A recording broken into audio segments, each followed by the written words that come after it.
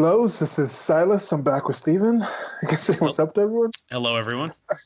This really make a laugh at the start of this, but I do laugh because we're back again for the secret history of the shadow campaign that saved the 2020 election. And Steven, again, tell us a bit about this.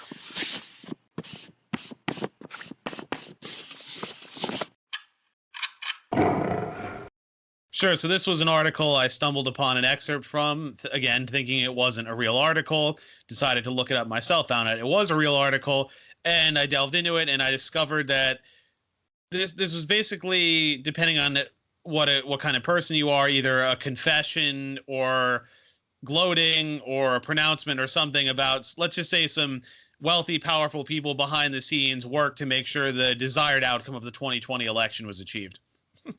Yeah. And for me, I'm leaning towards this being more of kind of like a victory lap type of thing, where like, oh, we Yeah. won, or a villain who thinks they've finally gotten to the end and their plan has Yeah. been set and they're giving the monologue to explain what they're going to do before they destroy the main villain in the impeachment trial of Bad Orange Man. Mm, Or it could just also just be a practical thing of a bit of the gloating, like you said, but also just like X happened. Enough people have seen what X is. Trump and other people have been saying it's these other things. They're coming out and saying no, it's not. It's not Y, it's Z. So this is like them kind of explaining what's in there. And with that, there's been different variations of it. I decided, hey, Stephen, let's actually read this, so we're not one of those people who are accused. Because people, when you point out some of these things, people will just point out that you didn't actually read it, you didn't actually hear what they were saying. So in part of that sense, going to read it anyway. Decided let me do it with Stephen as part of this series, and there's been some frustrations. There's been some positive parts. There's been information for me, something positive, but just there's nothing illegal so far. That's one thing that I'd like to point out over and over again. There's nothing illegal. I think most of these people thought they were doing good things. I disagree with a lot of what's been said. We have our certain biases in there. I'm glad that this is sort of kind of an admission that they're coming out. Like you said, it's not outright, oh, we were doing this for Biden, but it's inferred. I think rather simply here. You can argue against that if you want, but those are the things to just keep in mind as we're working our way through this. Anything else? I would put it this way: a kind, sympathetic person would say these were well-meaning actors who were preventing Hitler 2.0, so they did what they had to do to order to achieve that. People who are a bit more antagonistic, I would include us in that, would say, no, this is a confession or a victory lap, however you want to put it, that no, rich, powerful people are doing things behind the scenes to make sure their chosen candidate gets in because that person will serve their interests. So again, you can take either one of those positions depending what you want. I mean, again, it also depends on your own biases. But as Silas says, we are reading this article and it's up on the screen, so we're not butchering things, taking things out of context, all that. It's all right here in front of you, so you can draw your own assessments in addition to what we say. Yeah. Yeah, and with some of these things, there are things that they're pointing out and showing that yes, this is what we were doing.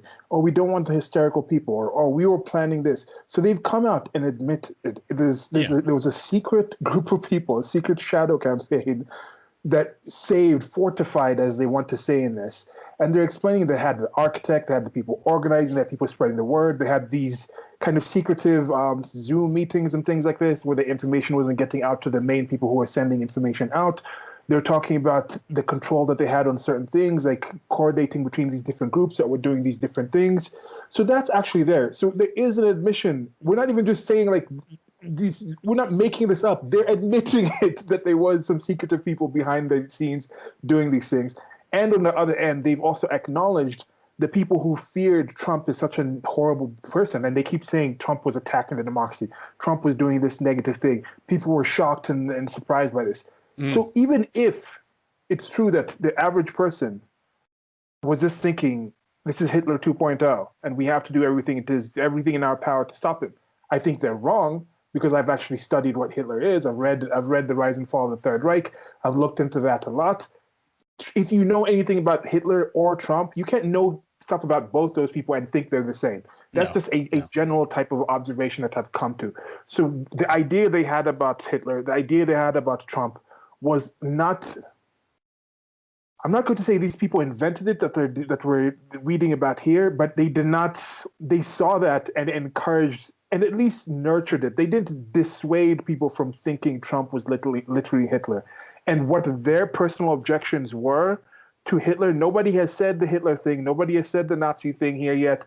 But threats to our democracy, something that had to be stopped, some unprecedented type of thing. That kind of language and ideation is clearly something that is indicated in this. And the fact that they could come out with this article so brazen and put it out is because I think they're coming from a standpoint like, look at us, cheer us, we did something good. Yeah. All right. Yeah, it's a bit kind of like when the cat like kills a mouse and then brings it to you. It doesn't bring that mouse or that bird to you because it thinks you're going to say it did something bad. It's going to be like, I did something good. Look, this is the cat. Like, this is me giving you.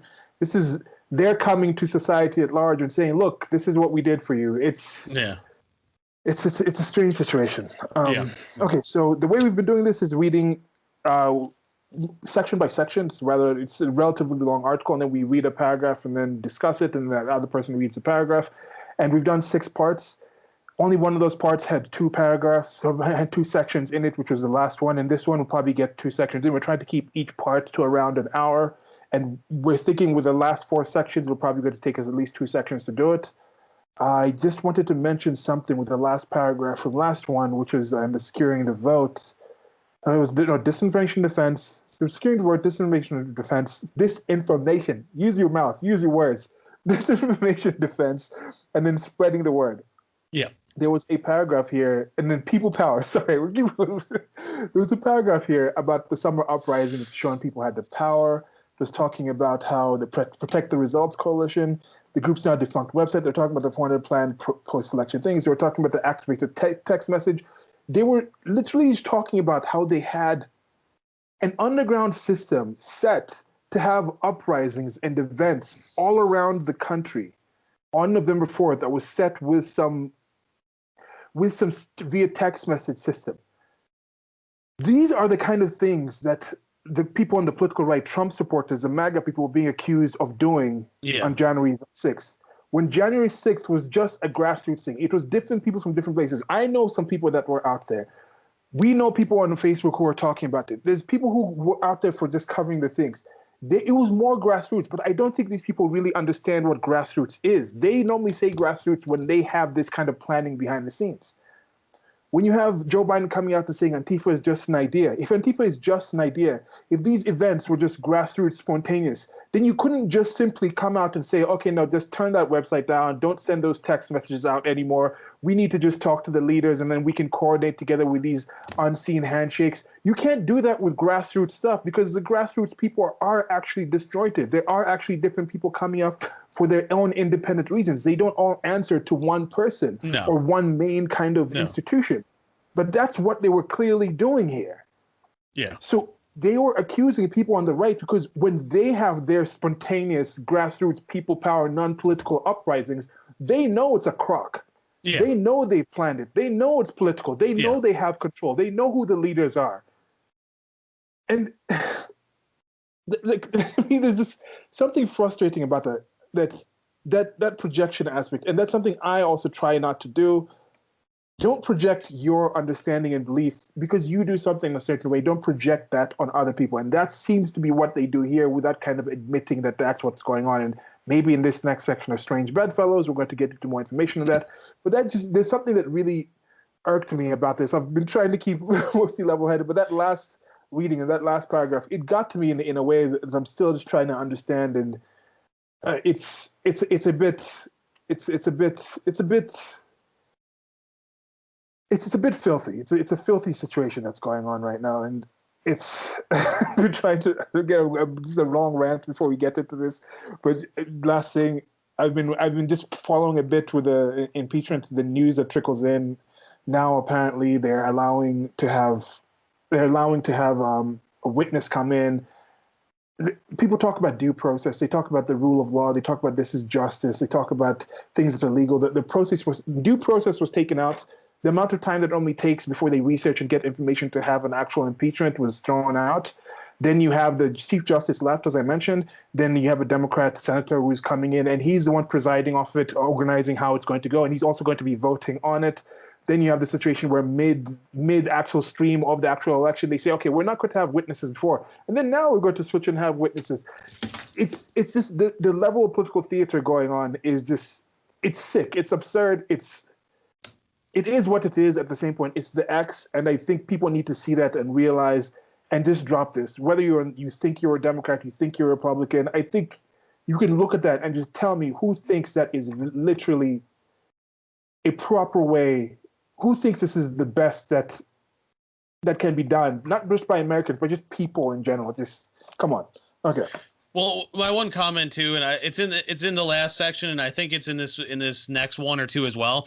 They keep saying protest, protest, protest. Notice they never say riots, but we obviously know what happened over the summer were riots. Would I ask anyone on the left, if you're watching this, what would it take for you to call it a riot? It's always just protest, peaceful protest. They plan protests. They boarded up for protests. Guys, protests are people waving signs around and marching in lines. Destroying buildings are not peaceful protests. So it's either you're using a different definition of the word, or you're blatantly lying. It's just like, but like, what would it take for you to say this is, it reminds me of like, there was a movie Nuremberg where Joachim von Ribbentrop, he was a Nazi foreign minister, is on trial, and he basically they're talking about when he threatened military action against Czechoslovakia, and then they were like, you threatened to send tanks into Prague and all that. They're like, what could be worse than that? And the guy goes, war, for instance. He's like, what is that but war? It reminds me of this. It's like, what would it take for you to call it that thing? Yeah. And if you want to go with the percentages and say these people are different, then apply that across the board, because that's not being applied to what happened on January 6th. Yeah. They're just saying everybody was a rioter. Yeah. Everybody. Like, I saw somebody, one of our mutual friends, they were commenting on something else, and they admitted, they were like, I was actually there. I was actually at the location. I saw the people. I was doing this and this. And then the person's like, oh, someone responded, you're just admitting this when the FBI is looking for you insurrectionists. And these languages and these words being thrown around in this willy-nilly way, it's a silly, stupid thing to do that people don't need to do. Like, I just think, this goes back to that whole thing where I think, okay, are people better than that? And I'm like, okay, maybe they're not. Because you look at people where you think, no one would really put Gorilla Glue in their hair and think that would be a thing to do. And then you have the Gorilla Glue goon out there who clearly did it. So I just posted something, like, I look at the thing and maybe I don't want to acquiesce to this infantilization, childization of adults, because at the same point we're saying these people should vote. It's going to be nigh impossible to take away universal suffrage in the way that it is right now. So instead of dropping down the standards, I think there should be a way to bring people up and raise the level of understanding and discourse and information, and just have people use their agency and just do better. Like, and this is another thing with like more things, the childish things that are going on with like Dr. Jill Biden, the first doctor of the United States of America, doing those little hearts in the yard of the White House, like happiness, unity, trust. I'm like, this is childish stuff. This is those like candies. Who is buying this stuff? Then you have on the other end with someone like Melania Trump, who was just maligned by people, and she had her be best thing. And I remember when people were mocking her for the be best. They're like, what do you mean be best? You don't know how to speak English? But it was just the whole like that whole be good or do better. And then she was going be best. Instead of good or better, do be the best. Aim to be the best. Don't just do good. You can do better. Do the best you possibly can. Because there's a spectrum of that. The best is at the end, and then the worst is at the end. Then the middle is just the average, just waking up and showing up. And then when you just wake up and show up, you can just be a little good. Oh, you're just good at but then you can go a lot further and aim to actually be the best. And then once you aim to that, even if you fail, you're still going to be a lot better off than if you're just aiming to be good or just not be bad. These are the kind of things that I was kind of thinking. And I think in my maybe misconception of what the United States of America was, but that's kind of what I thought it was. I thought it was the place. That whole be the best you can be. One of the things, or is that Gillette? What was it? Like, the be the best you can be is not. I think that's a Gillette. Gillette. I don't know where that started, but it's been in parlance for some time. Okay, yeah, but to me, I thought that's what America was. It was not necessarily that the best people are there. Not necessarily that it's somehow the best resource or the best anything, but there was a certain combination where if you had certain abilities in certain places, you could go there and be the best at that. Doesn't mean everything there is the best, but the best of the best would be able to be managed and found in that kind of environment, in that place. And I'm seeing that kind of, I'm questioning if that's still the case. So yeah. Yeah. All right. Okay, so should we jump in now? Yeah. Yeah. Okay, so as we said, we're going to go with these sections. We're going to be reading paragraph by paragraph. And this one has the first two paragraphs in this one are kind of short, so you can just head us off with them both, and you can read them both. Strange Bedfellows. Sure. Go ahead. All right. About a week before Election Day, Podhorzer received an unexpected message. The U.S. Chamber of Commerce wanted to talk. The AFL-CIO and the Chamber have a long history of antagonism. Though neither organization is explicitly partisan, the influential business lobby has poured hundreds of millions of dollars into Republican campaigns, just as the nation's unions funneled hundreds of millions to Democrats. On one side is labor, on the other management, locked in the eternal struggle for power and resources. Yeah, this is just setting up the different kind of divisions right there. And now Yeah. I think it's a generally agreed type of thing that Democrats seem to be able to raise a lot more money for elections than the Republicans. Yep. That's accepted. You look at the unions and things like this in certain sections, people talk about the biases. Oh, this person is going to work for this person because the union's in there. But then when you have something where you have this increase of 40 million to 160 million people with mail-in votes, and then that's all. I think all of that had to come through the postal system somehow. And you have the postal workers union donating and advocating for Joe Biden, yet people don't raise any potential issues that go in there. And then again, AFL-CIO, that was something that was mentioned before, is American Federation of Labor and Congress of Industrial Organizations. So they're saying, I guess because it's under Trump, maybe it's antagonistic, or maybe they think they're making the case that it's always that way. I don't know. Is it still antagonistic in Biden's America now? I don't know what they would say about that. But yeah. Well, because like you say, too, I think they're trying to frame it as, okay, the Democrats are for the workers, the little guys, Republicans are on the side of big business and management. But empirically, that's not borne out. I mean, there was a chart showing the wealthiest counties in the country from the 80s. In the 80s, it was a lot of them went to Republicans, but last few decades, they started shifting to Democrats. And I've made the point, if you want to talk about wealthy people, I mean, Bill Gates, Buffett, Jeff Bezos, Steyer, Hollywood, big tech, all these people are Democrats. I mean, Republicans, you have Elon Musk, you have, the Koch brothers, maybe you have like a few other people, or well, there's only one brother living, but, you have a few people, but in general, this idea that, oh, the Democrats, it's all the little guys. I mean, empirically, that's not borne out at all. It's like, those are just talking points at this point. People can tell me. Musk even a Republican? I don't think he's explicitly a Republican. I think he has some like libertarian-ish leanings, but I don't think he's like an explicit partisan. Yeah. And he's an American citizen now, but I like telling people, I just ask people this question: who is the most famous African-American man and woman in the United States of America? And people will go around and say different things, but it's Elon Musk and Charlize Theron. Yeah. Because they're both South African Americans. But most people won't say that. But yeah, there's such a thing as white Africans. Yep. Yeah. Okay, so I don't know what else is in this one. With neither organization is explicitly partisan. Yeah. Okay. So I think that's one thing. And then there's going to be just a certain lean where no matter what you say, Republican, Democrat, if you're in public sector, there's going to be. I'm gonna say right now, I don't think public sector people, employed people, if you get over 50% of your salary or your income from public sector, you shouldn't be allowed to vote. Yeah. You should.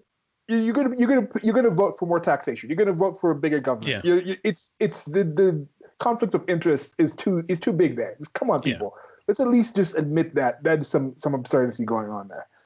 That was the whole reason for the founders requiring property rights for voting originally. You have an economic stake in the well-being of the country. So you're not going to vote for taxes through the roof because you're paying for them. Whereas you take the inverse, if you receive a lot of benefits and you pay very few, if any, taxes, well, yeah, of course you're going to want more benefits but it's like, people will say I'm being harsh, but like, a parasite, of course, they're going to want more from their host, but it's like, can the host sustain all of that? Of course not. At some point, the host is going to get overwhelmed and die, and then the parasite either has to find another host or they're out of luck too. That's the whole point. Yeah.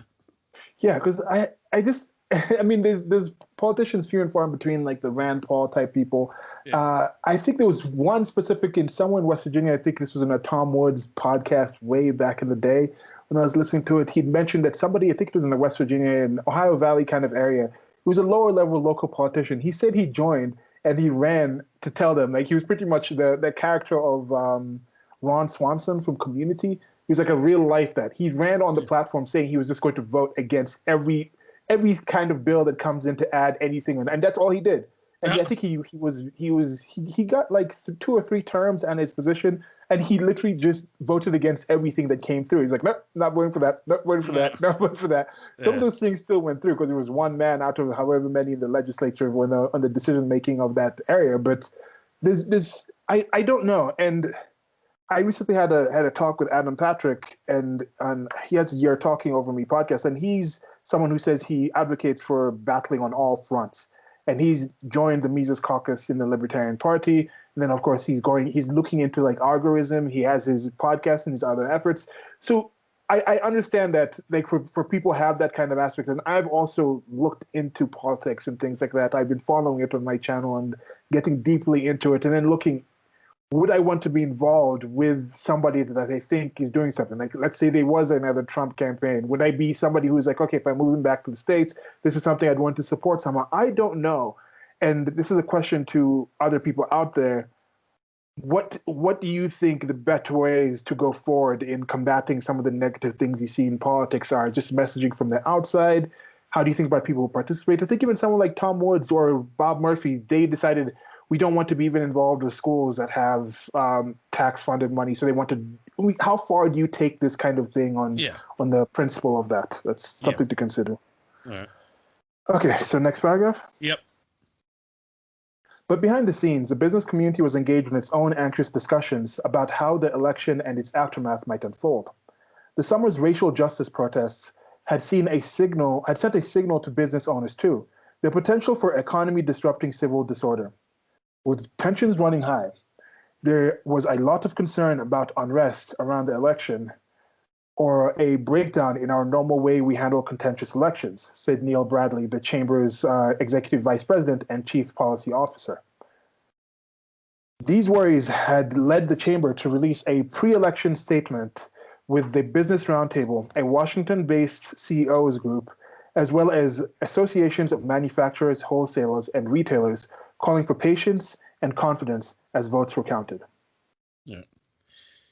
So this goes to my earlier point about they're using the terms carefully: racial justice protest, not riot. Again, it's like, what would it take for it to be a riot? Again, if even some of the people just being at the Capitol building, not even the people who broke in, those were considered rioters. So again, it's either dishonest framing, you're redefining words, or there's some cognitive dissonance here. So I'm not going to go on too much about that because that's what we talked about in the beginning, but it's the same theme that keeps harping. Like, again, I ask any left-leaning person, what would it take for you to consider something a riot, honestly? Is it just if right-wing people do something? Or like, is there any point where you would say BLM or Antifa goes too far? That's what I would ask. Yeah.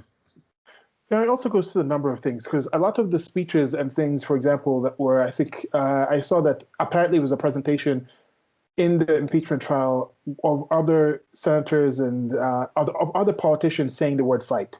Now, a lot of these things had not been put out there. Maybe you have to think, okay, from my position, I was actively looking at politics, at this information, trying to find different sources, watching live footage of the people who are actually there on the ground with the actual things, live streaming some of these things. Most people did not. So I think possibly you add the pandemic with the lockdowns. There's one way of covering these things where it might seem more spread up, but it's more spread in a few democratic cities, major cities. So most of the country didn't actually see these. Most of the country, when they actually did see anything on their local news or anything, it might have been a local type of smaller town thing where it was about 100 people walking in the street with just the signs. And I checked some profiles of other people who are different political leanings that I do on Facebook occasionally, just to see what other people are saying, so I'm not just completely in an echo chamber. And I saw somebody who was more of a Bernie Sanders supporter and things like that, very activist in their messaging, in their interactions, and they were saying that CNN is actually not covering the protests enough. They were talking about how there was a time when they felt that the things weren't getting coverage. Like they felt like, oh, the actual cause wasn't getting enough coverage. So maybe for many people, they actually didn't see enough of that coverage. They were too worried about coronavirus, too worried about just a regular job. People were out of work. There was a lot of other things. So maybe that is the thing. And for the business roundtable people, even these businessmen, they have other things in there. So for them, they're looking at more just the bottom line of it. And they realize, like, I don't care who's protesting. Yes, it's people on the left. They might be on the left. They might be libertarians. They might not care. But either way, they understand these people do these things when this happens. And as a business owner, we're trying to avoid this. So, as I mentioned, some of these things are just coming from the basic X that was happening. Now, the Z of why that was happening, or the Y, or the everything else, or the Q, and the A, and all those things, those are things we can discuss. But I think the X is how different people are seeing it in different ways. And for Podhorzer, who is the architect of this, and these other business owners, Neil Bradley, and these kind of people coming from the government, they had their simple concerns, as they should. That's why places are being boarded up. That's why certain businesses are leaving New York, leaving certain areas, because they understand this is something that has happened. It's something that was happening before Trump. It's something that's going to continue to happen. So these are considerations I think people are just making on a basic human action level. Yeah. Sure. All right. Okay, go ahead. All right. But Bradley wanted to send a broader, more bipartisan message. He reached out to Podhorzer through an intermediary both men declined to name. Agreeing that their unlikely alliance would be powerful, they began to discuss a joint statement pledging their organization's shared commitment to a fair and peaceful election. They chose their words carefully and scheduled the statement's release for maximum impact. As it was being finalized, Christian leaders signaled their interest in joining, further broadening its reach. Yeah, I don't really have much to say on this one. It's interesting to see that the Christian leaders part is still a part in the United States of America, because it's still there. It's not a Judeo-Christian country. It's not a Judeo-Islamic. I like saying Judeo-Islamic because people like leaving the youngest of the Abrahamic religions. But if you're talking about Judeo-Christian, if you're going to continue it all the way through. Don't be bigoted and leave out the Muslims. But it's not that strong. It's not as big. The politics has become the main religion. Secular religions, statism religions, metheism is kind of the thing out there where people are, they're kind of God creatures, where it's the words they say are the way the word becomes to be. They feel they can just, things like with The Secret, where they feel you could just manifest things into existence. That magical thinking has become embodied by the person, which I think is one step away from the truth. So that's a positive thing in general. But I contrast it with things that are going on here in Kenya, and here with the churches and this, you still have churches, you have a different council of elders, like literal elders from the tribes who don't even speak any language besides the tribal tongue. You have to get translators to go and sit and talk to these people. If you're going to be actually campaigning in that area, you need to have them. So that's a regular thing. The churches, the Anglican Church, the Catholic Church, the different kind of denominations, that is still something very big here in Kenya and some other countries. It's a lot stronger. But here, it still has some power. It still has some involvement. One last thing, people seem to think that, oh, the Republicans are the party of Christians. But I had a video on this. I forget which one it was called, but I was looking into it. It's only the evangelists that are majority, like 80% of people who are evangelists are Republicans. Majority of everybody else is Christians. The majority of Catholics, who are the biggest group of Christians in the United States of America, followed by, I think, Protestant. Protestants is a different one. I think it's Presbyterians or something is the next one. Presbyterians and Baptists might be the next ones of the Protestants. But the Catholics, it's 65% of people identify as Catholics vote Democrat. So that perception that it's one way, it's towards the Republicans is something that's false. Well, I was going to say, too, on that, you can also listen to James Lindsay. He's talked about that. He was on that Sovereign Nations channel. I'm trying to think if that's a Christian channel or what, but they talked a lot about social justice stuff influencing, infiltrating churches. So it's not, so when they say, oh, Christian groups jumped on this, well, if they believe in social justice, of course they're going to. And then there's also liberation theology, which the current Pope follows. That's basically Marxism hiding behind priestly collars. A lot of conservative Catholics don't like him, by the way, some in my family included, because they see him as a traitor. And I say, when you call him a Marxist, they say you're being hyperbolic. But I was like, no, people. So I've talked to liberation theologians in the past who have basically said, like, this is Christianity that basically says you should be a communist. Like, they've told me that. So it's not hyperbole to say that. And then I was also just thinking with the Catholics, it's interesting how my mother's father's side, they're very conservative, but my great grandfather actually voted for JFK because he thought a Catholic couldn't get elected, and he's been the only Catholic president, so he voted for him just because of that. Yeah. The reasons people vote Yeah. are Yeah. very, very diverse. Yeah. And one last thing, another one to question this whole, it's on the political right. In the many of the voting demographics that are normally used, the highest group that votes Democrat is Black Americans. Blacks in the United States of America, and they are also the most religious group, followed I think by Latinos or Latin people, or Latinx, however you want to call these people, Hispanics, white Hispanics, indigenous, mestizo, whatever.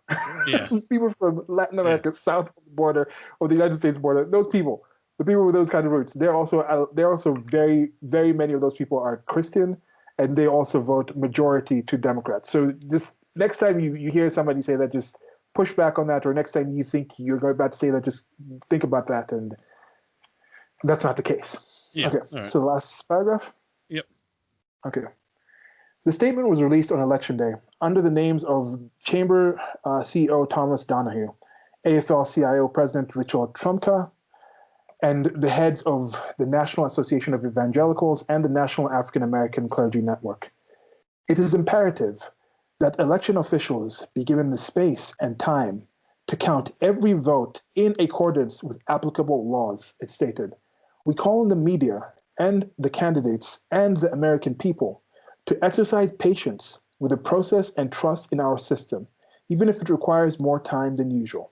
The group added, although we may not always agree on desired outcomes up and down the ballot, we are united in our call for the American democratic process to proceed without violence, intimidation, or any other tactic that makes us weaker as a nation. So when they say trust in our system, the first thing that went through my mind is they talk about putting your thumb down on the scale when you're weighing something. That's kind of what I picture them doing. They're putting the thumb on the scale to get their desired outcome, and they're saying, don't worry, trust the system. It's like, I see what you're doing. Yeah. Yeah, because it's a system. Again, do you trust the system? Do you trust the system more now than you did before? Do you look at your representatives and the systems of electing? This is just not just in the United States of America, but other places in the world. Do you really feel that that person represents me? That's why I was wondering when people were like, oh, people are laughing at us because of Trump. Then I was like, if you feel Trump doesn't represent you, or what do you think about politicians? Do you look at Joe Biden now and feel that Joe Biden represents you as an American? Like, I look at the elected officials here in Kenya. I don't think they represent anything. For me, Kenyan is just a simple thing. Okay, I'm a citizen of this country because my parents were here, and then that's the classification of it. But other things about that make me who I am, my individualism, the things I like, the things I support. I don't think the current systems of governing exist to get people who would represent me, because I represent me enough and I have enough struggles and that kind of thing. But I don't feel that if a politician does something, that it's embarrassing to me. There was a recent expose or something with this a female politician that's involved in like the military, and she's kind of garish in her outfits and things. And I saw an article being like, oh, this embarrassed not just her, but Kenyans as well, like all over the world, because of the BBC thing. And I'm like, who gets embarrassed about that? Yeah. What does that person have to do with me? Like, I don't walk and think, oh, she did good. And on the inverse, I don't watch the Olympics and see like Kid Koi like run and feel like I'm proud, because I can't run a marathon. Like that guy ran the marathon. It's not me. Like it's an individual. So people need to get that collectivism out. And I'm wondering, where is that thing where they feel this person is actually, why do people trust these systems as much as they trust it? That's my general question. What trust what system?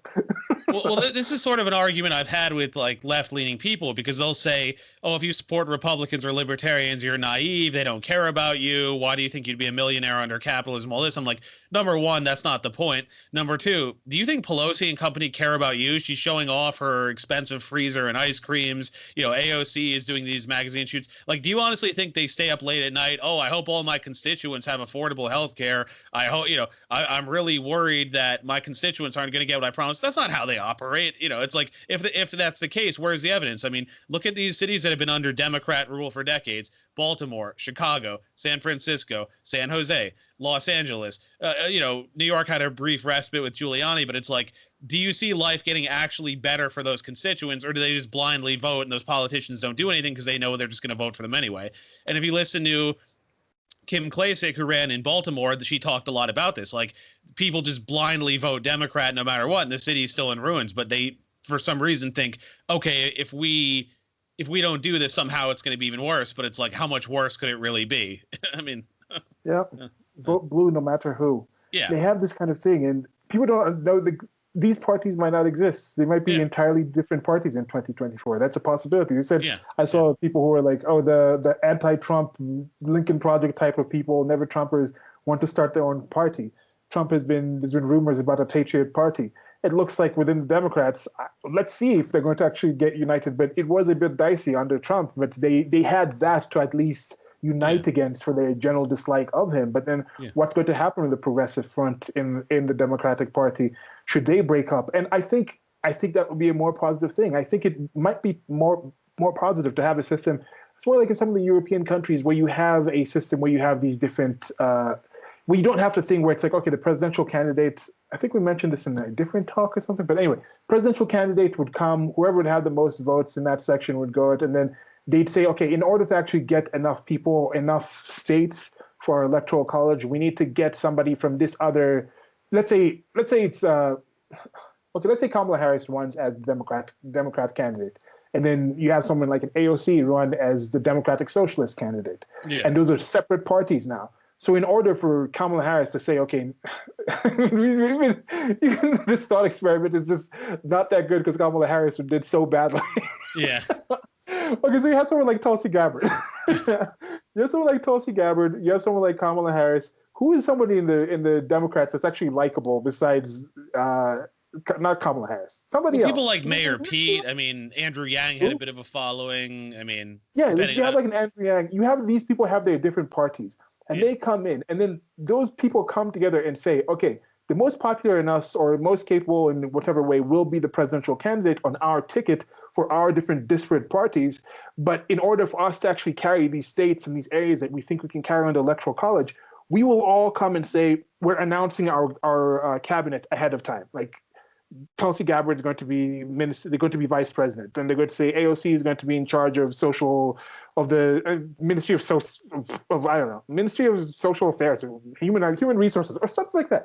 But anyway, you have a ticket with different people coming in, and then that's how they get the thing. Instead of just saying you have to go one ticket, and then whoever's at the top of that ticket gets to pick everything else all the way down. I think that's when you get some kind of suspicions. That's when you get the kind of thing where you have those kind of things like Pete Buttigieg coming in, then he kind of leaves after the Iowa thing, and then there's a behind the scenes kind of talk like, if I get in and you endorse me, then you'll get you get the Secretary of Transport type of thing. Those kind of deals behind the things, I think, to me, it reduces my trust in the system. I'd rather them just come out and say, this is what we're doing ahead of the time. Then you can have somebody who's running on their bona fides of being really good at transportation. That's their main thing that they in the whole campaign. So they're trying to get whoever decides to try to get the top spot. These other people are running. I'm going to be the best possible person at transportation. And I also can carry Nevada. I can carry Ohio. I can carry these states. So if you want these states that I can carry and this expertise, come to me. And that would be a better kind of situation. And I think trying to find ways to break this down to get more individual, more specialization, because the current system, even if the people actually did care, even if AOC really did care about all the 350 million Americans, the current system is not a system where she would be able to actually be effective in anything she would possibly want to do to actually help that many people. It's just not going to work. Yeah, agreed. Okay. All right. So now I think we're halfway through of this first part. We think these are shorter paragraphs, so we should be able to get this done in this section. So showing up and standing down, you want to hit yourself for the first paragraph. Election night began with many Democrats despairing. Trump was running ahead at pre-election polling, winning Florida, Ohio, and Texas easily, and keeping Michigan, Wisconsin, and Pennsylvania too close to call. But Podhorzer was unperturbed when I spoke to him that night. The returns were exactly in line with his modeling. He had been warning for weeks that Trump's voters turnout was surging. As the numbers dribbled out, he could tell that as long as all the votes were counted, Trump would lose. Now, with this again, I'm just wondering if this is just things that are ideas after the point. I've seen people, like I've mentioned the People's Pundit in the last with Richard Barris. He has his polling and he comes up with his numbers and he says, okay, these people are off. And he's shown his polls showing how off people were about Florida, about Ohio, about Texas, about these other places, and it was matching most of the figures that he said. So if Podhorzer has a location, maybe he didn't want it to be out there. As mentioned before, for some reason he decided to not go out and tell other people this in the greater media that was messaging, because the media was messaging numbers like Biden was going to sweep Ohio by +8 and then ends up losing by +5. These are the kind of things that were there. So Podhorzer, for some reason, had this information and chose not to share it with people because I guess this secret cabal was working behind the scenes, so they had it okay.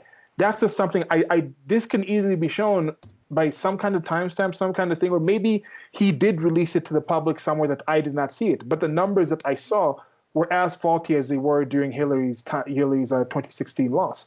So maybe there's a way for Podhorzer to show that he actually did think this is what was going to happen ahead of time instead of this kind of thing. When I literally heard someone like Robert Burns say earlier that if on election night they stop counting and all of a sudden if these few states are closed and they stop counting, there's probably going to be something going on that will find Biden coming out as a winner after. He said that earlier, but his reasons for saying that might be different from Podhorzer's, or maybe Robert Barnes had Podhorzer's number. I don't know. You let me know. I think Barnes would have said something if he had Podhorzer's number. So maybe there was somewhere where Podhorzer said this ahead of time before the election, and he's not just saying this now that happened.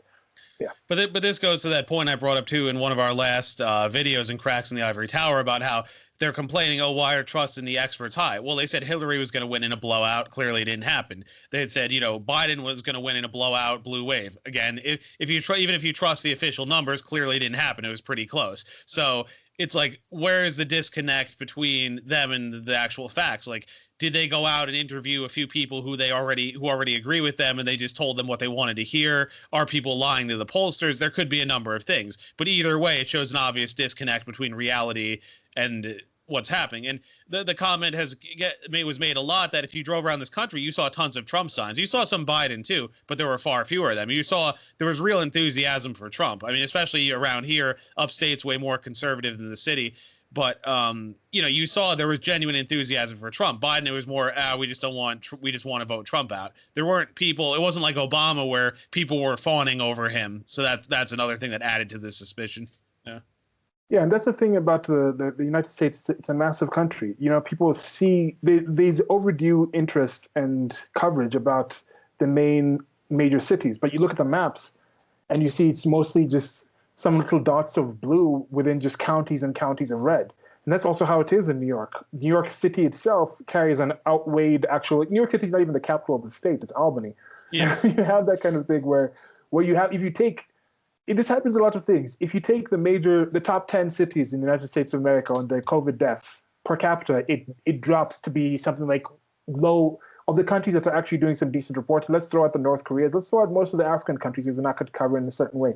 Throw out China, of course, because in China, if you report certain numbers, you can actually get fired and arrested and thrown in jail for messing up and having too many people in your village or your town in your area go to jail. So let's throw those numbers. The European numbers, the ones which are relatively trustworthy, America drops in those.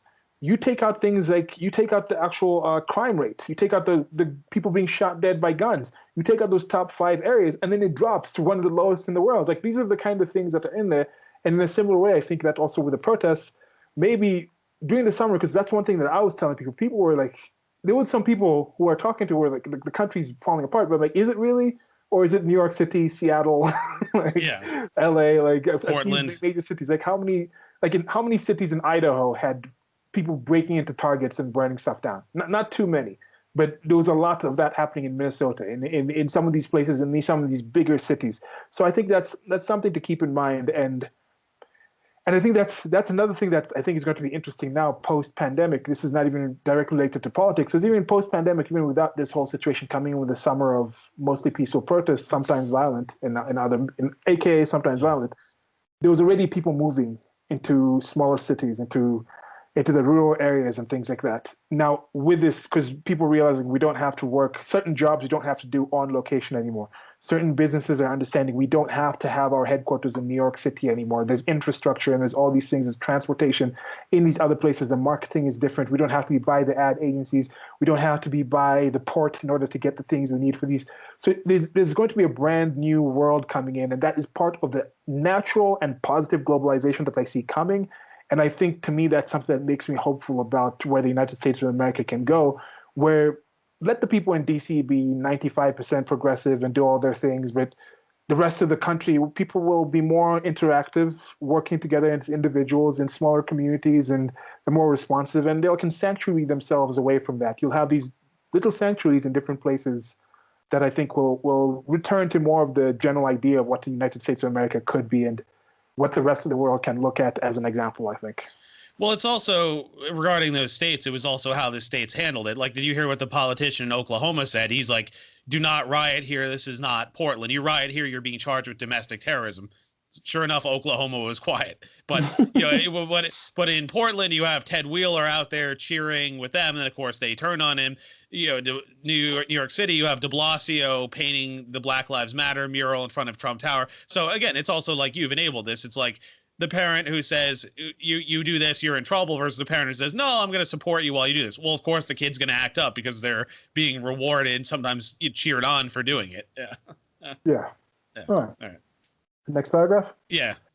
Okay, the Liberal Alliance gathered for an 11 p.m. Zoom call. Hundreds joined. Many were freaked out. It was really important for me and the team in that movement to help ground people in what we had already known was true, says Angela Peoples, director for the Democracy Defense Coalition. Podhorzer presented data to show that the group, Podhorzer presented data to show the group that the victory was in hand. So I guess that was in there. Okay, one more paragraph, so kind of short one. Sure. While he was talking, Fox News surprised everyone by calling Arizona for Biden. The public awareness campaign had worked. TV anchors were bending over backward to counsel caution and frame the vote count accurately. The question then became what to do next. So the first thing I think is this is another one of these semantic things. Democracy Defense Coalition. These are the people who are all about democracy and the government representing the people. But if more people chose Trump, doesn't Trump deserve to win? I mean, it's like that. Is this real? This is a recurring theme of, is this really what they say it's about, or is this just some agenda dressed up in nice language? I think I know what it is. Yeah. And they just simply say, oh, the Fox News surprised everyone by calling Arizona. Yeah. That individual that was working at Fox News, he's been fired since then, was somebody who had been working on CNN. He's a Democrat. He's been a Democratic operative for some time. When they called it, it was still about 65% of the votes had come in. And this is what I was asking last time. Why don't you get to a situation where you say, okay, let's at least wait for all the people to have voted before we start mentioning certain numbers? Because they mentioned earlier how if people think you're not going to win, people are less likely to actually participate. But here, they're just, it's okay that Arizona was called when there was still 3 hours to go or 4 hours to go to actually vote. And they've already admitted that, we know that Trump supporters were going to actually come in on the day of versus people who are Democrats who sent in earlier. So there's no mention here to the fact that if you call it earlier, when it's about 60% of the votes actually coming in, where the actual vote, the actual final count of it wasn't actually done until like 7 days after the actual election was done, you're going to call it earlier. That's not going to affect some people who've been waiting in line and then they hear that in the news and then they decide, okay, well, if it's called already, I'm just going to go back home. And then when you look into the thing, you look at certain counties in certain places, it literally was hundreds of votes that were changing this. People say, oh, it was 80 million, 81 million to 75 million. That's a few cities. Again, we were talking about earlier, New York City, Los Angeles, San Diego, maybe the Chicago area. You look at those areas, and those carry over a majority of that 5 million difference. Yeah. But when it comes down to the actual places that decided this, it was about 350,000 in the main 5 or 6 counties or areas that actually decided this. Yeah. And then if you look into those actual states, now you can break into some places it's a lot closer than that. But that's just my general question. That guy shouldn't have called that earlier. And you look at the different comparisons. Some states, like I think Virginia was called like when there was 7% of the votes in, they just called it. Some other states like Florida, they didn't call Florida for Trump until it was like 95% of the votes were in, and Trump had been leading for the last, like, since 60%, he'd been leading. So those are kind of things where there's just suspicions and questions coming up of why were these things going on. Sure. All right. The conversation that followed was a difficult one, led by the activists charged with the protest strategy. Quote, "We wanted to be mindful of when was the right time to call for moving masses of people into the street," end quote. People says, as much as they were eager to mount a show of strength, mobilizing immediately could backfire and put people at risk. Protests that devolved into violent clashes would give Trump a pretext to send in federal agents or troops, as he had over the summer. And rather than elevate Trump's complaints by continuing to fight him, the alliance wanted to send the message that the people had spoken. You know, that's these people. Yeah. Some of these things that you say, like, it's absurd. Yeah, it is. When the White House was being assailed, and Trump was talking about getting the National Guard out there if the DC mayor wasn't going to do anything, you had retired generals coming out and saying, "Oh, if you do this, this is fascism. This is ridiculous. We can't do this." And then right now in Washington D.C., they're saying, "Okay, we're going to keep the fence around the Capitol building." There's how many troops in there? There's more troops there's more troops in Washington D.C. than there is in any of the places where America is engaged in a military, actual warfare type of environment. Yeah. And these are the people who are trying to tell you, like, they're about the show of strength. It's just mounting a show of strength into the street and then devolves into violence. We don't want to do that. But when Trump has his people come out for his speech, oh, that's all violent. He's trying to menace the people. He's trying to do these things. What is this kind of inanity that these people are talking about?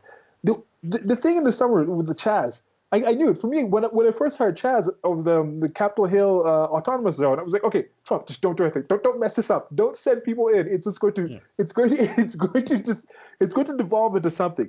You had the Seattle mayor come out and say, "It's a summer of love. It's a summer of love. It's the best kind of situation." You had one of the Seattle local politicians. She actually brought in some of those Chaz and Antifa-related protesters into the actual Capitol Hill or Congress type of Senate building of that area of Seattle, and then she took those people to the actual mayor's home.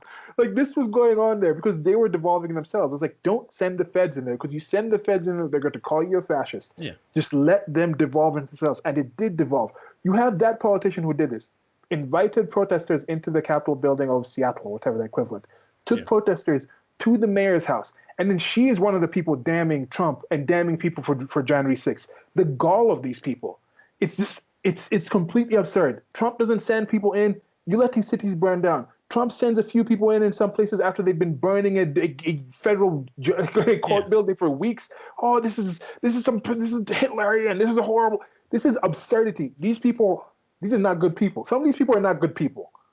Well, also the narrative shifted multiple times. Like, first it was, these are peaceful protests. There's no violence. And it was, okay, there is violence, but it's done by white supremacists who are infiltrating the groups to make them look bad. And then it was, okay, there's all this rioting and property destruction in Trump's America. And then it's like the narrative shifted multiple times. And I'm like, do you guys not realize you're shifting day by day, week by week? We can read articles, see videos, compare them side by side. And this is clearly so dishonest. People are, I complain the public's uninformed, but most people are not that stupid. You can see this stuff. Yeah. And I think that's again another thing, and I'm hoping and wishing that's actually there. You have people like the whole "how's it going?" How it started, how's it going? That's going to be an ongoing meme that's going to continue. Yeah. There's someone on Twitter, Drew Holden or something like that. I forget his actual name, but he has this really good threads of saying, like, this is what they said in the past, this is what they said now.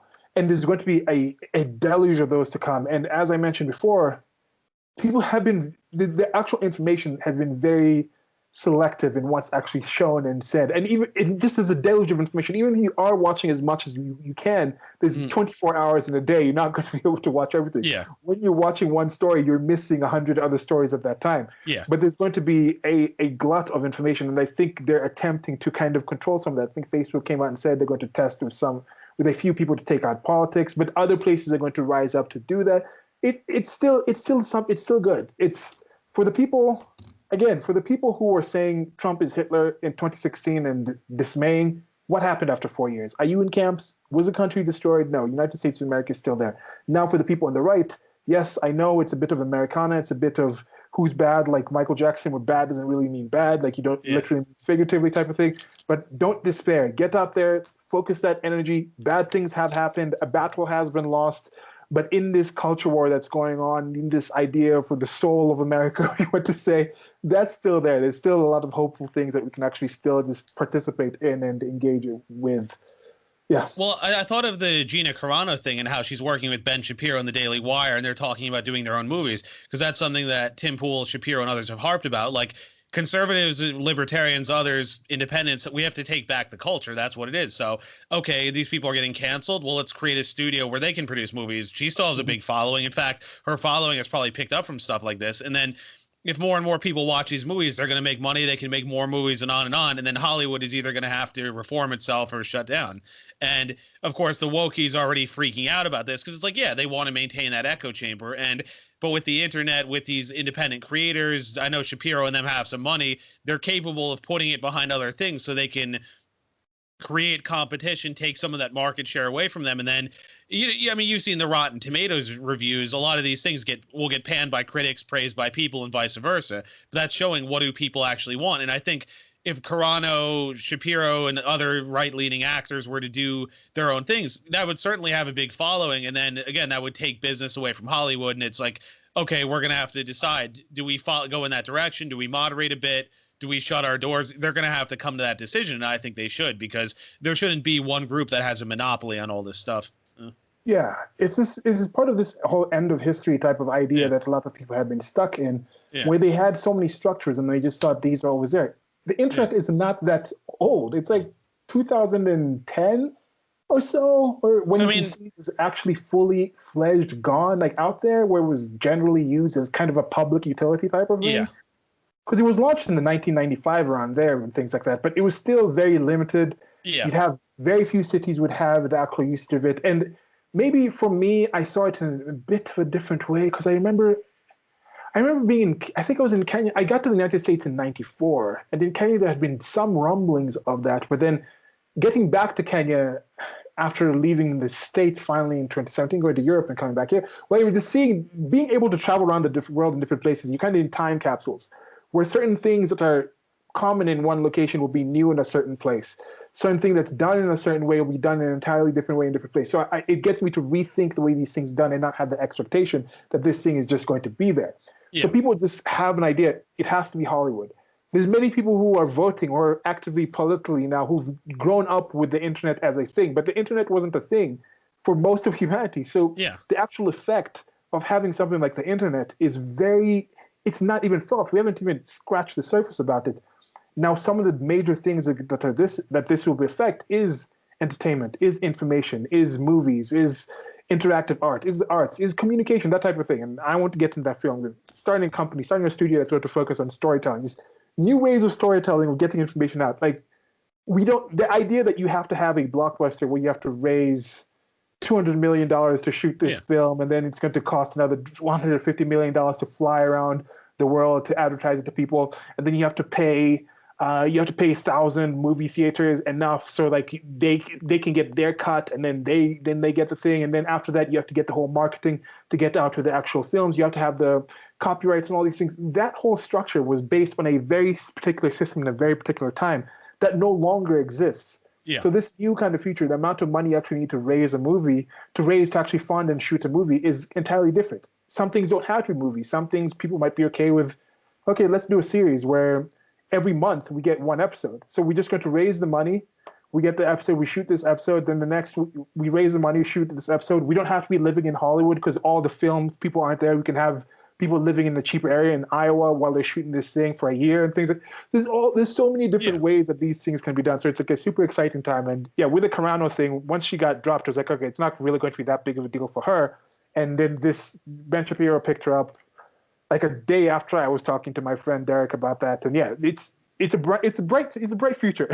That's all I'm saying. It's a bright future. Well, to sort of add on to the analogy, it's the analogy I keep bringing up, how the internet did to the cathedral what the printing press did to the church. And it's a similar thing here. It's like, it would be like some of those Protestant reformers saying, well, we just had the Catholic Church, that's it. It's like, do we have to, though? No, we can translate the Bible into our own language. Hey, I disagree with this reformer's interpretation. I disagree with this reformer's interpretation.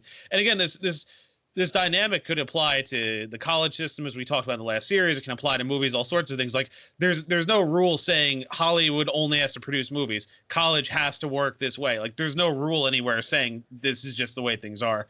And again, as I've said before, so-called progressives, if you really are a progressive thinker, you should be thinking, how do we pull this forward rather than just we have to stay in the status quo. And that's the thing for progressives. Yeah. Progressives are surprisingly regressive. I status quo bias. They have a status quo bias. Yeah, I prefer to call them regressives because they're like, we have to follow the structure. We have to follow the people in the top, the authority. We must respect the authority. I'm like, what gives them authority? And you see some of that in their general parlance, the way they try to shame people, the way they try to cancel people. Like, you don't have the power over me to cancel me. Like, I don't need you. When they try to shame me, I'm like, in order to shame somebody, you have to establish yourself as somebody worth like their respect. Like you don't I don't by default respect you. Like, I don't care if Xi Jinping thinks I'm a garbage human being.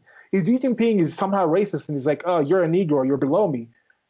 What does that matter to me? I don't care. Xi Jinping is Xi Jinping. He's the emperor of China, but I don't care about his evaluation about me. He's not my friend. He's not my boss. So why would I care? So why do these random people online think they can come and just like insult you? And like, I'm supposed to care? And I used to care more because we're social animals. But it gets to the point where you're like, I'm comfortable enough. I got friends like Steven who know who I am.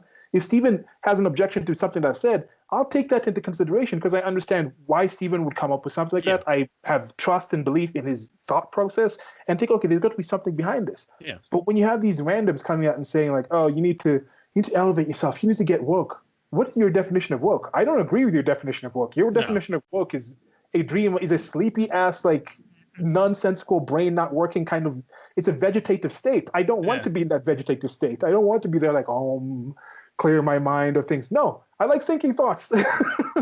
Well, I told my brother too, because like, I don't know exactly what his political views are. Like he talks to our sister a bit, but he's also sympathetic to a lot of what I say. And I told him, I'm like, I'm at the point where a wokey calling me a racist, it's the equivalent of like a Christian fundamentalist calling me a sinner. I'm like, it doesn't have any validity because I don't subscribe to that belief system. If I were all about that belief system and like, let's say my pastor said, Stephen, you're going down a life of sin, I'm worried about you, then I would take it into consideration. But a wokey who expects me to agree with them on everything says you're a racist, it's like, it doesn't have any validity because they'll come up with anything they can find to call me that. So it's like, why should I take it seriously? And number two, as you say, I'm not friends with these people. I don't need these people. It's like, I don't have to value their opinion unless, I mean, if I likely wouldn't work in a place with a woke boss, but it's like, unless it was like maybe like a life or death situation or something, but in general, I don't really value it. Yeah. And that's the thing that might change. And that's my concern. I see them trying to get to a position where they have that kind of thing, where they say, okay, we have compulsory schools, and then you have to send your child here. Like, I don't care what you teach in your school, but if you're telling me I have to send my child there, then I care. But you know, like, I don't care if you want to have. Like, I want people to be able to discriminate, but I also want to be able to discriminate against you from having to do the things. If you discriminate against me, I also want to know that you're discriminating against me so I can discriminate against you for discriminating against me. It's kind of the situation. Like, I want you to keep the positive things of your decisions and also keep the negative results of your decisions. Just like I want to keep the positive things and I also want to keep my negative things not to affect your positive decisions. That's the kind of situation that I think we can work towards and find that situation. And even with that, there's still going to be people who say like, oh, I see this person literally just messed up, like the Gorilla Glue goon that I was talking about earlier. Some people have given her money and they thought, okay, she messed up. They can relate in her own way. And then they gave her money in her GoFundMe, whatever. That's people giving money. But I hope there's no actual system that thinks her not reading the instructions takes a situation where she can go to court and sue Gorilla Glue, the company that actually made this excellent product, wrote the actual thing like, don't put it on your skin. And someone's like, man, skin ain't your hair. I'm like, what? Get out of here. So, like, she literally glued her hair to her skin. So it's kind of that kind of situation where if people want to give charity in that way, whatever, for any cause, do what you want. But that whole situation of having somebody else compel you, that proxy violence type of situation where people use the state to do that, those are the things that I want to avoid. All right. Sure. Okay, so next paragraph, I think I'll go two. It's about two short ones and you can get the last two. Sure. So the word went out. Stand down. Protect the Results announced that it would not be activating the entire national mobilization network today, but remains ready to activate it if necessary on Twitter. Outraged progressives wondered what was going on. Why wasn't anyone trying to stop Trump's coup? Where were all the protests? F these people. Yeah. Podhorzer credits the activists for their restraint. They had spent so much time getting ready to hit the streets on Wednesday, but they did it, he says. Wednesday through Friday, there was not a single Antifa versus Proud Boys incident like everyone was expecting. And when that didn't materialize, I don't think the Trump campaign had a backup plan.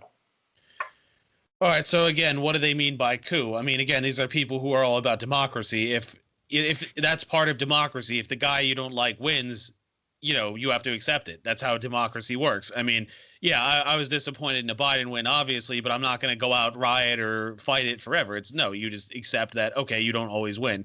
And I feel like it's sort of like what I said earlier about how, like, what would it take for them to say BLM or Antifa is rioting? No matter what, they're going to find some way to downplay it. It's like if Trump won, I feel like no matter what would happen, they would not accept it. It would either be this is a fascist coup, that Russia intervened, Israel intervened. There'd be some BS excuse about, oh, he didn't really win on his own merits. They would find, I think no matter what would happen, they would come up with a way to do that. Again, same thing with the impeachment. It's like, you hate this man, you're trying to do anything you can to destroy him. If it wasn't a Capitol Hill thing, you'd come up with something else. It's like, you're not fooling me at all in any of this.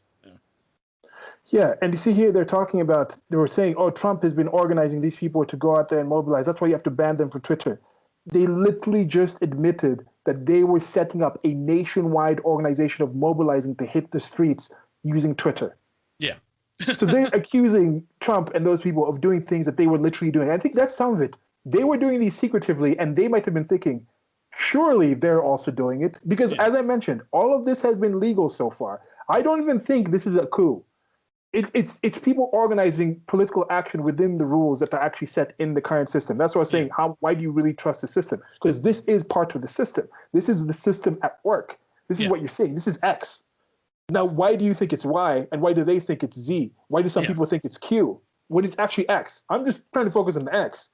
So so they talk about this. They talk about that kind of situation right there. The people were upset that they didn't hit the streets. So remember when people were talking about how, oh yeah, on after the 6th, when they're actually doing the thing on the 15th or something, there's going to be like people all around the different capitals in every state. There's going to be people organizing and going there.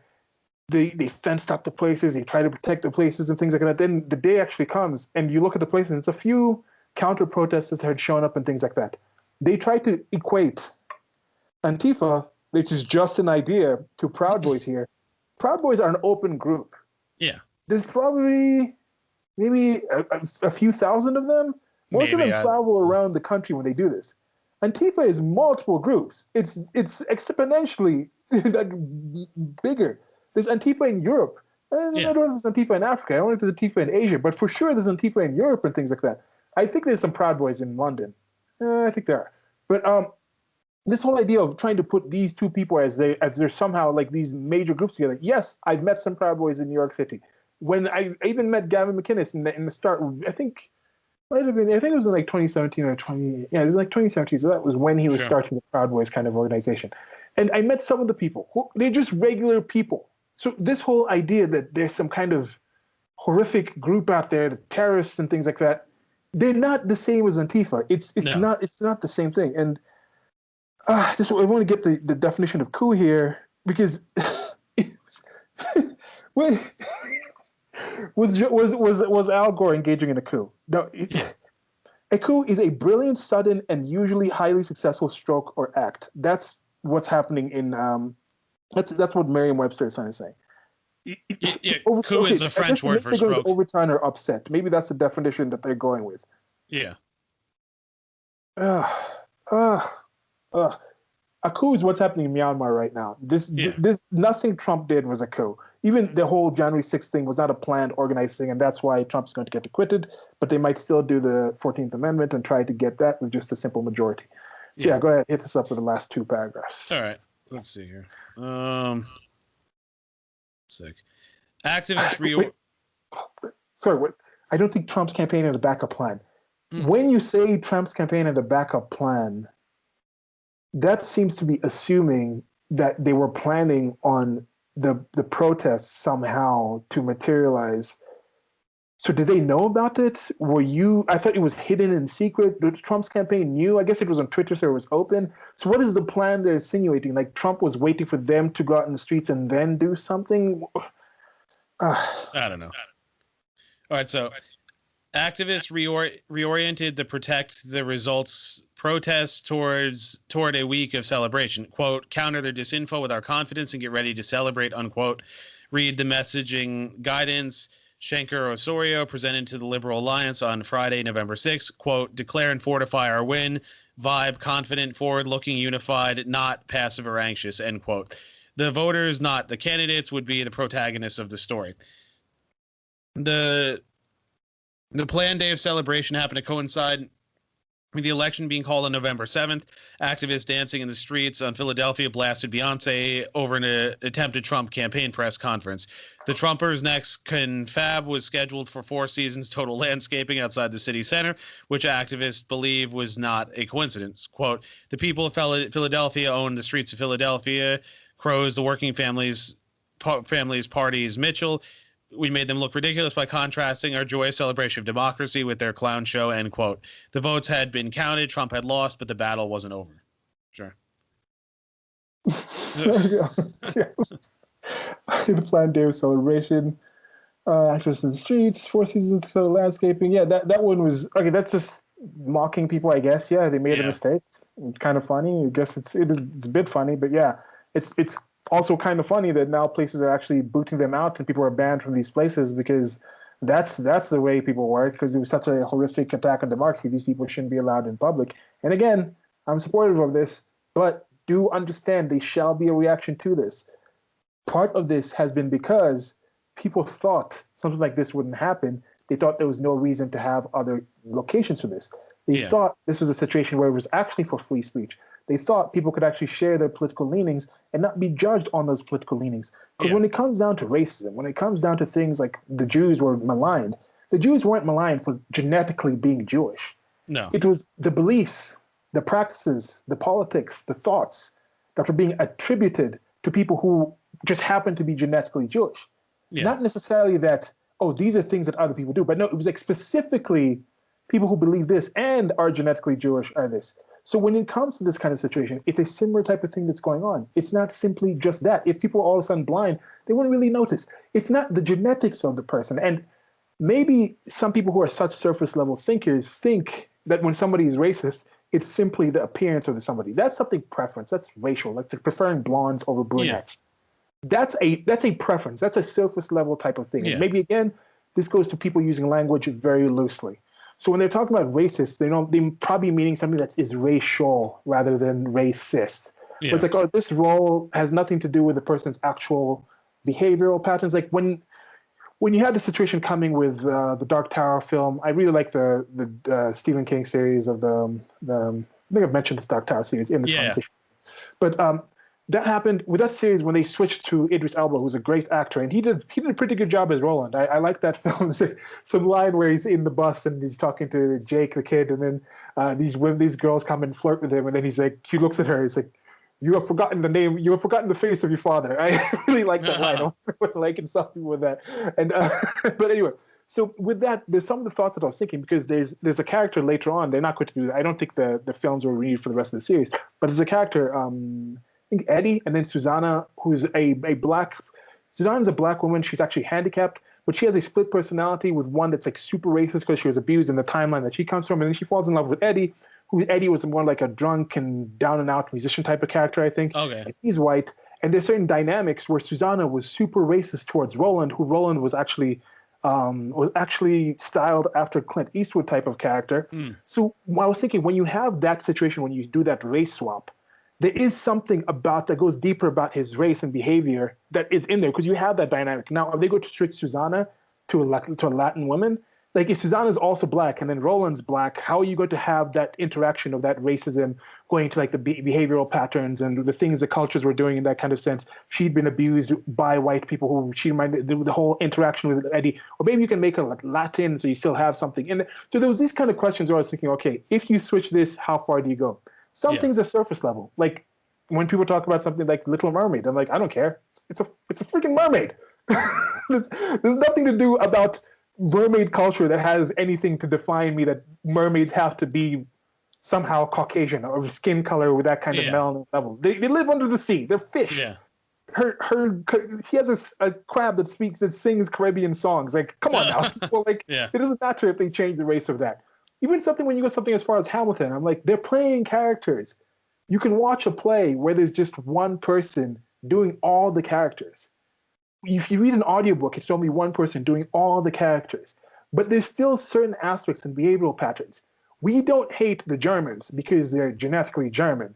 We hate some of the Germans because they followed the politics of a despotic little failed artist with a weird mustache and weird ideas of who a perfect human being was, and that was very separate from who he actually was physically. Yeah. So those are the kind of things that are in there. It's not just that surface level stuff. So that's something I think we need to pay attention with when this kind of language is being thrown around, when these kind of ideologies are coming in, when these people are starting to say, where are the good people, where are the bad people, we're saving democracy from what? Yeah. Yeah, I don't know if I lost the train of thought. That's pretty much it. The one other point I made, I think I mentioned it before, but the Saul Alinsky, one of his rules is about accuse the enemy of that which you are guilty of. I can't help but think of this regularly when I'm listening to these people. I don't know if they're consciously doing this and if it's a tactic, or if, like with the repressive tolerance thing, where they read some version of that distilled in a simple, easy to understand way and they just sort of picked up on it, or if it's just a lack of self-awareness. I don't know what their motivations. Again, I don't know this author personally. I can't say, but I see this stuff regularly and I just wonder each time. Yeah, there could be that projection in there where they're thinking, what would I do in their position? And then they like, if they think they are in the position or they're in a similar field, so they, like what we mentioned, there's some people who are not playing a game. There's no goalpost to be moved because they're not trying to score any goals. They just want to take the ball away. And then there's other people who somebody might be on the field and they're playing football, and other people might think they're playing rugby. So they might be trying to do different things and score different kind of goals. And I think that might be something with some of these people. I'm trying to empathize and just find some understanding, because I've met people who would support these, who are in general good. There's many people that we've talked about other things before politics comes up, and then we realize, okay, we really disagree on these things. There's many people who we talk about different things, and then someone's like, oh yeah, I believe that the world was made in 7 days, and the being that created us gave us the original sin, and we should worship it. And I'm like, no, that is no. I don't believe any of that. So there's ways to have certain things that are off. So with some of this, maybe they think if we were planning things and we managed to do this, surely they did the same thing. Yeah. You know, and that could be something that they're concerned about, because maybe they remember how they behaved over the last 4 years. There's Zoom videos of people in the political system who were saying we were actually working in a coup. I actually heard them use the word coup. Yeah. So I don't know how they were using, because they were saying we were going on a slow bureaucratic coup over the whole entire time, gumming up the system as it was going under Trump, as they were still in the system. Sure. So maybe they think, since we were doing that to stop Trump, we have to make them not do any of that, because they realize how much that actually damaged the Trump administration. So now they're fearful that people on the right are going to do the same thing to damage the Biden system, when what I've already started to see, what they don't understand is you're actually going to see not a resistance or this fake thing, it's going to be a divestance. They're literally just going to leave. They're just going to leave the field. They're going to be like, we're not playing anymore. We're going to go, there's other fields, there's other things to do. This is not the only game to play. This is not the only thing. You guys can stay here and play with yourselves. We're going to be over there. We're going to be on the sideline. We're going to be doing other things. We're going to go create new fields, create new balls, think of new sports to play, do other things with our families.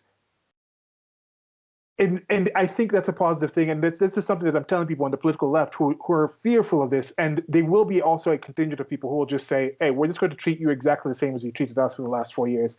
And I think that's, I don't know if it's fair, but the tit for tat type of thing is something that is expected, that I think will be a contingent of people. But you're going to see a divestance. We're going to see something positive, and that's the thing I'm encouraging people to do. Go more to that sense of just start new things. Not the only field. You don't have to play these games with these people. You don't have to surround yourself with carcinogens outside of the things you actually have to do. Look around and say, okay, do I have to be exposed to this person? Do I have to deal with this person? Is this person actually somebody that's trying to engage in conversation, have a conversation, or they just want to preach to me? They just want to program me. They just want to indoctrinate me. And I think that's something helpful. Well, again, going back to the Gina Carano thing, like if other actors get canceled and they collaborate on this stuff and these movies, shows, whatever, do really well, people will talk among themselves. They'll all go and watch them, and then woke Hollywood is going to be sitting there wondering, hey, what's happening to us? And it's like, well, you're not offering things people want. You make things like, what was it, Bringing Down the House or whatever, that like 5 woke critics praise and then the audience trashes. You have Dave Chappelle's thing, which gets trashed by woke critics, but then the audience loves it. It's like the people have spoken. People are going to spend their money on what they find valuable. You're not offering what people find valuable. Either figure out what people want and offer it, or just, find something else to do. Yeah. Like they mentioned with the businesses earlier here, they were talking about the people, they've seen what happens. They don't know the details. They don't know critical theory. They don't know critical race theory that's behind Black Lives Matter founders, and that they're inherently Marxist. They haven't taken the time to go to the Black Lives Matter site. They probably haven't even gone back to research and understood that, the hands up, don't shoot thing never actually happened. Yeah. Most people don't do that. They're too busy running their business. So they're thinking, all I got to do is send out an email saying Black Lives Matter that they already believe, and then I'll be okay. I won't get like crucified. Yeah, for sure I'll do that. And then they do that, and then there's a backlash, or it doesn't pick up because they've been told by activists that that's what they need to do. Like you can see with this entire group, this was active. This was them planning and reaching out to people who were not aware of the things, and then they reacted in a certain way. So now we're going to see when these people get more aware when they do these things. And this whole idea that people want the billions and billions of dollars, some people don't want that. There's a thing of quality of life, where it's like, would I rather be making $20 million in a film and still have to live in an entire community that hates the way I think about just basic things in my life?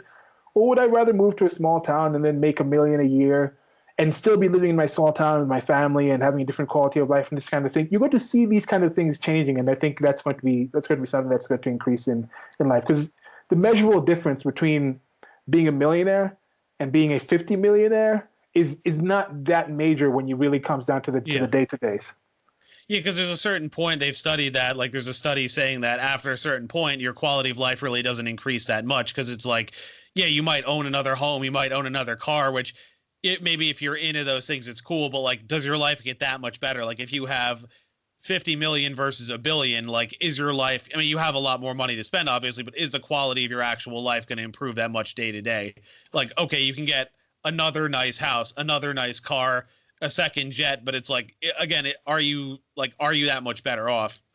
I've been listening lately to some of Jordan Belfort, the real life Wolf of Wall Street guy, talking about some of this, and he talked a lot about a lot of his like teenage years. It reminded me a little bit, like he talked about being kind of a misfit, and then once he was successful, how it amplified everything about him, and he still had all those insecurities and everything, and that's how he got in all those drugs. But he's saying it's tempting because if you have all those insecurities, you have all this money, and you're not creating something, you're not really fulfilled, you go down that bad path. So he talks about that's why, like I brought up before, Andrew Carnegie and them, that's why they went into philanthropy, because it's, well, I have all the money I need, why don't I do something that actually brings fulfillment? And it's like, you still have enough money where you can live a nice life, but you can also do something that you're like, wow, I'm really accomplishing something at the same time. Yeah. And that's one thing I noticed in this, when I started looking at Black Lives Matter, when the thing came up, and hey, like, it's been going on for a while. but when I started looking into that, I think I started a series sometime in 2017. It's on my channel, Black Lives Matter, and I was thinking some of the major things, like white silences violence. What does that come from? Why do they have such a harsh reaction to police violence from authorities coming to them? I'm thinking, okay, the childhood stuff, and maybe I just have the bias towards the peaceful parenting and really thinking that is the core of making the world better. But I was thinking the amount of childhood corporal punishment that's received in African-American communities, Black communities, is extremely high, and African communities as well. So when they have that happen, they rationalize that the parents are doing them out of care. But then when it comes to the authority figures who are, and fewer houses actually have men in them. Authority figures who are white, male, police, they're supposed to be protecting you, and then they enact this violence on you. Even if it's a few times it happens, they're able to channel the violence that was received upon them from their mostly mothers, but the adult power figures in them that they couldn't actually deal with in that sense. So now they project it on there. When it comes to the white people, I think that are involved in these organizations, and you look at most of these things, Antifa, Black Lives Matter, you look at the actual protests and events, it's mostly white people, and it goes higher than it just being a predominantly white country.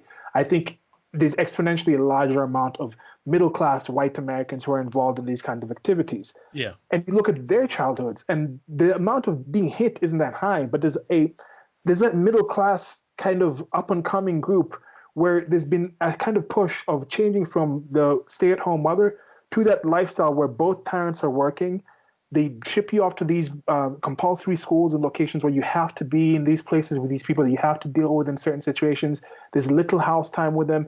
There's some kind of neglect going in there, and that's also some kind of level. There was a test that showed putting a kid in daycare when they're around 4 or 5 for 20 hours a week is the same as neglecting them. Like once you get to that point, it's the same as just abandoning the kid pretty much. Yeah. It starts getting to that point where they can't grasp time with them. And you start that daycare from then and all the way through college where they're in an environment where they want to spend time with their parents, but their parents are telling them, in order for me to do the best for you, I have to be out there working and earning and getting possessions and materials in order to have you have this better life.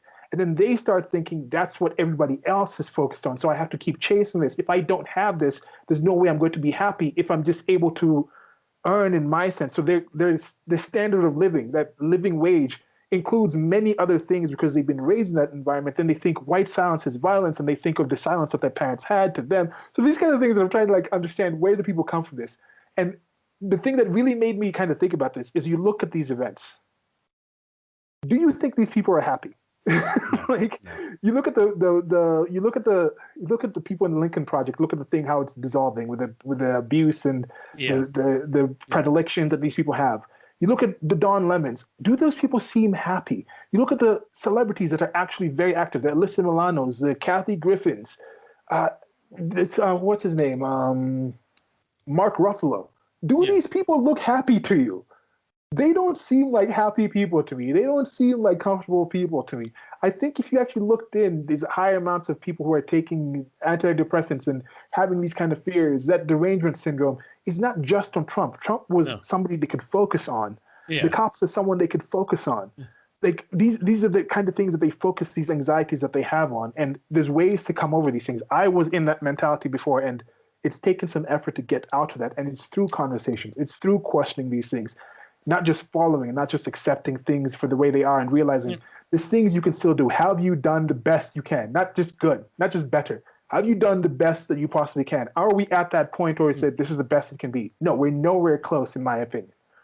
Yeah. Well, my commentary on that with the social justice warriors is like, I've never met one of them who is happy in general. And in that book, The Coddling of the American Mind, they talk about how a lot of those beliefs have a reverse cognitive behavioral therapy effect. And I don't doubt it. I mean, catastrophizing, black and white thinking, claiming to read people's minds, assuming the worst about people. Like, notice we do that too. Like, we try to understand people's motives, but I have said things like, I don't know this person personally. I can't speak for them. This is just what I'm inferring based on what they said. But they always assume, oh, people have evil motives, people are this and that. And I've said many times, like, I've never met an SJW who doesn't have issues with anxiety, depression, anger, quick to judgment, doesn't handle difficulty. Like, I've never met one who's like seems psychologically healthy. And I think the ideology is a big cause of that. Now, it's one of those chicken or the egg things. Is it that they're drawn to this ideology due to other dysfunction, then this makes it worse? Or is it that they're happy people who get sucked down the wrong path, and then that makes them, it's sort of hard to say. I think there may be people who are predisposed to that. Like,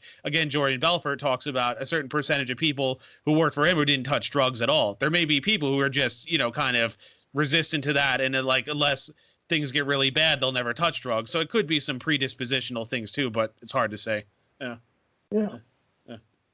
Yeah, so I think that's it for this that's it. section. We went a bit long in this one. I think I will upload this as one part. Sure. It's probably going to be, this is the longest, I think this will be the longer one that we've had. I think we had one that was like an hour, 10 minutes. Yeah. This will probably be about an hour 20, which I think is still within within reason of some of these, especially since some of our conversations in the earlier ones are like 3 hours long. But Rose just commented on the video I posted. She wrote, "You guys are adorable." We are adorable. And our friends are adorable. And you guys you guys listening, guys, girls, and everything else in between are also adorable in some sense. I'm sure some of you are very ugly and abhorrent people, but still, thanks for listening. But we're going to get this done. I think we'll pick this up tomorrow, Stephen, and finish the last part of it, and we'll have that up. And sure. I think this is Saturday while we're recording this. This one I posted 2 parts today. 5 and 6 were posted today. This is 7. I shall post this on Sunday. Then we'll record the last part on Sunday. Then I'll post that on Monday. And then I'm going to try to set up. I have a few other things that I want to set up and post and get a personal site up. And I want to also get the podcast figured so people can just get audio stuff before we start the Human Action series. But I'm aiming for Sunday next week for at least the first recording sometime during this week. And don't expect any posting for that before Sunday. But I'll talk with Stephen on that. Sure. But thank you for listening. Really. Thanks. You all. Yep. This series has been doing pretty well on different platforms. Finally opened an Odyssey account, which is with a library and stuff like that, some kind of BitTorrent type of thing. So, but once I get my site up, there'll be one location where everybody can get all that stuff. And Stephen, I think by now he's a regular on the channel. Dying Alive, this whole idea of this channel was supposed to be more than just me, even though it's been mostly just me. Yeah. But my preferable content on that is these conversations, and it's going to morph more into that. And in the near future, I think we'll get to a situation where Stephen will be having his own conversation series with other people. We'll get other people on, and it'll be a bigger thing. And you listening can also participate in that more as we keep going. So yeah, anything else? And also I was going to say, if anyone wants to join in, feel free to reach out. We can set something up. I definitely would be happy to bring other people into this discussion if you're interested. Yeah. And this one is a regular thing. If there's other things you think you want to read, because with this one, as I mentioned, I was like, I want to read this article. I hadn't read it yet, so it's going to be better to read it with somebody else. So we're doing it this way. Yep. And I think, Stephen, at least one thing we can definitely start doing is collecting a location where we say, these are the things that we've read that we think are important. I think on my blog, I have something with that. But yeah, we'll also get that resource set up and also get that set where maybe other people can say, oh, we want to read this too. Do you want to read it with us? And we'll see how to get that set up. So yeah. All right, cool. Sure. All right. Okay. So that's it for now. Goodbye. Goodbye, everyone. Thank you. All right.